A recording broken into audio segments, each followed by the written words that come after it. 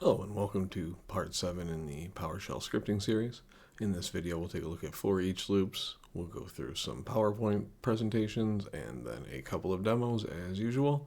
We'll be debuting a new title sequence at this. Feel free to comment and provide some feedback on it if it's positive. You can go ahead and keep it to yourself if you don't like it. If you find this helpful, you can go ahead and give it a like. If you want to see more, we're going to go ahead and try and get a video out every week for the next couple months at least. So go ahead and subscribe for that. And let's get into the presentation.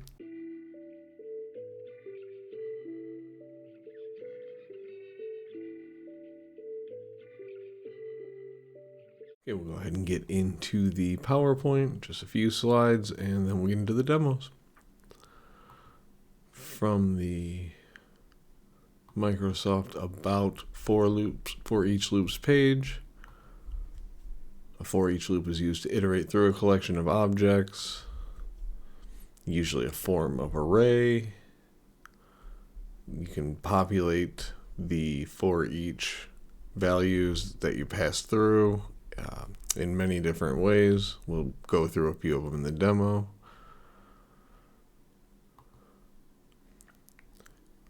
One of the ways to pass the information through is to use import CSV. We haven't discussed it, and we'll just take a brief look here at how it works. The syntax for importing a CSV is listed as below. We have the command and then a parameter here that takes path, and the path is going to be the path to the document. This can start with a C colon and a backslash, and then be users, and all the way through the document. It could be on another server, and it could start with the 2 backslashes here and an IP address or a host name, and then a path to like a shared folder. We can and then we'll import one when we are going through the video. So a couple different Foreach loops are below. We can populate them again a couple different ways, and this way, the first way, we already have a array here, some collection of objects, and then we'll create a variable for each one of those items in the array, and then we'll do something with it. Slightly better example here. Another way to populate the loop is to go ahead and define what we want to pass through in a string with quotes. Here we just got a couple computer names, and then for each of the computers, we'll go ahead and test the net connection. Here we're just defining computer as whatever was put in, and then we're running the test net connection, and we're going to test with the variable computer whatever is in that variable at the moment, and then we're going to look on port 80. So we'll go through a couple of these demos we'll go through a couple of these examples during the demos and see how these actually work so we can use them in our scripts. Alright, the first thing we'll want to do is go ahead and open up PowerShell. Go ahead and use the variables I created. I typed them off before the beginning here. Just typed off a couple of website names. We'll go ahead and copy these and enter them into a variable and just call it sites. Just paste those values in. Go ahead and make sure that they populate the way we want, and they do. So we go ahead and create our Foreach loop. We'll say Foreach, and we can just initialize anything here. We'll call this website. So Foreach website in sites, and that's the array there. We'll just go ahead and resolve the IP address for each one of them, and close that with actually the curly brace there. Then we see here that we get a response. This is gone out and got or received the IP address, we get AAA records for IPv6 addresses and A records here for IPv4. So let's just say we wanted the type to be only the A records. Let's just return those. Go ahead and clear the screen, and then we'll go ahead and run that again, but this time we will specify the type with the type parameter, and we'll just grab the A records. And here we see we get the results of the websites there that we had, and all of their IPv4 addresses. We can say if we wanted to test let's say we got a group of IP or web domains that we needed to see if they had 443 working, or any port really. We can go ahead and use the test net connection command, pass it the computer name of web page. We just specify any other variable we want there. And we'll just say the port here, we'll look over 443. And we see that it'll go out and give us a result. It'll get some information on it, the IP address. It'll test the remote port, and it'll let us know if it's available or not. So this could be useful if you were given a good list of domains and you wanted to not have to check them each individually. So we can go ahead and format this as a table by piping it to format table or FT instead of the list. By default, it will do a format list. So we'll go ahead and take a look at a different example here with importing a CSV. Now, I didn't realize this, but we need this actually in CSV format, so I had to go back and I had to export the Excel spreadsheet there in a CSV format and then get it back over to this computer. I will spare you the time that took, but needless to say, to copy it over to the separate computer, I had to do a little bit of trickery. Turns SSH on in PowerShell here. We'll go over that in a future video if there's interest. But we'll jump ahead to where we import the CSV and start working with it. Okay, decided to do something a little bit different here instead of the demo we were going to do. So we are going to look at adding these users to Active Directory just without creating a variable with them, just importing. So here we'll do our import CSV. The path will be in the same folder as the file. So we're just going to say for each of the username, or each of the first names and last names, we'll create a variable called username, and we'll populate a variable called AD server with the IP address of the Active Directory server.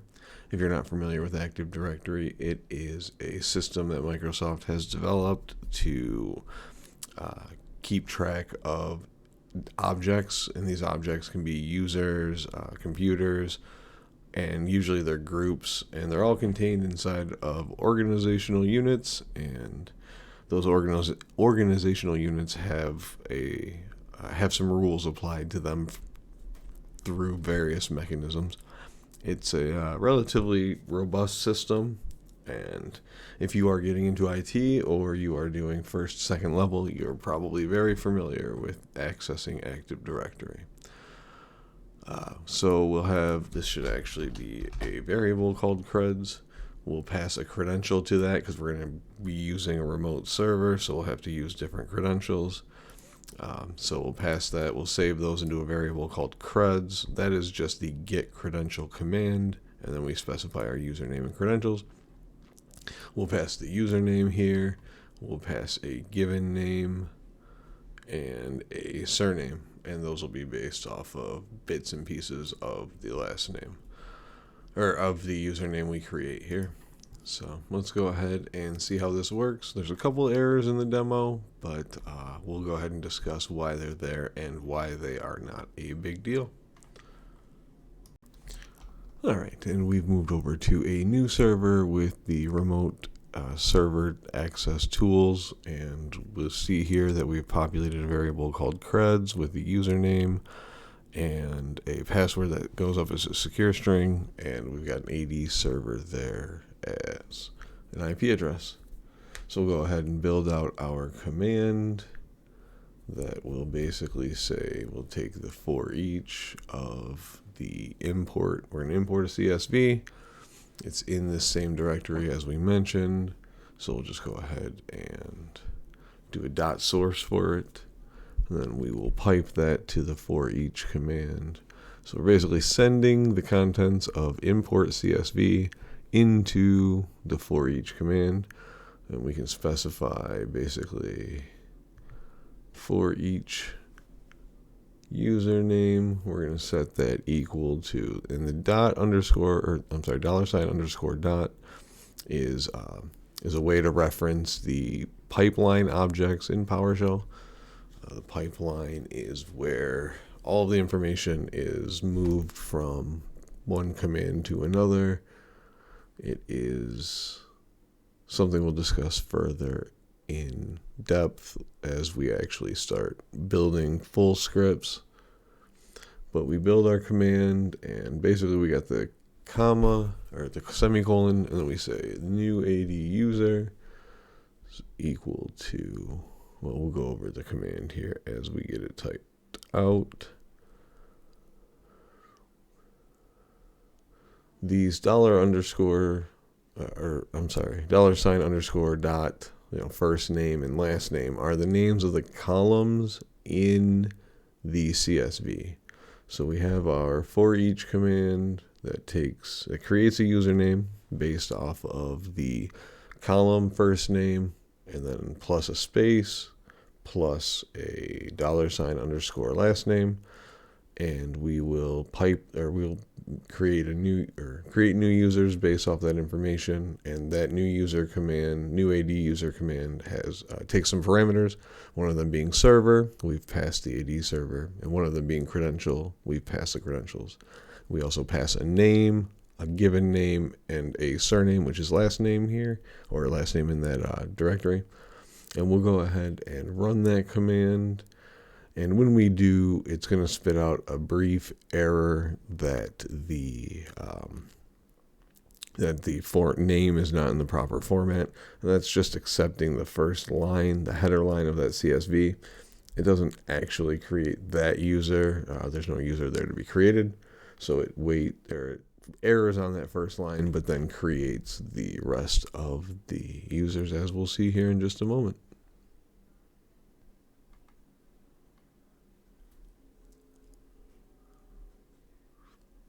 All right, and we see here that that's exactly what happens. The name provided is not properly formed account name.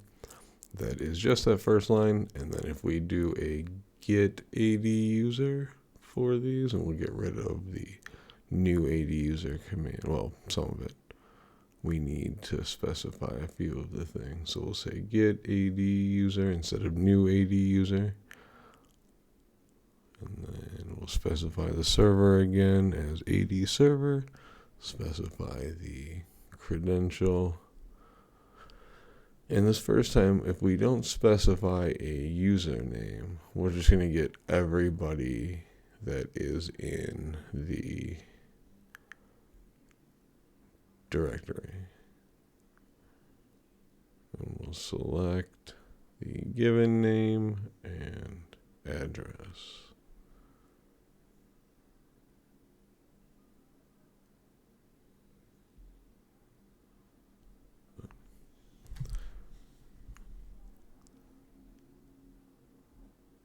Yes, we got to specify this filter, and I did mean surname for this first one. So we grab everybody out of there for each of the users that are in there. It wasn't the best use of that. we need to actually specify, instead of the filter, we'll specify an identity of the username, that variable that we create, and that'll spit out, it'll first error out again because of the first column or the first row in there not being correct, but the rest of the output is correct.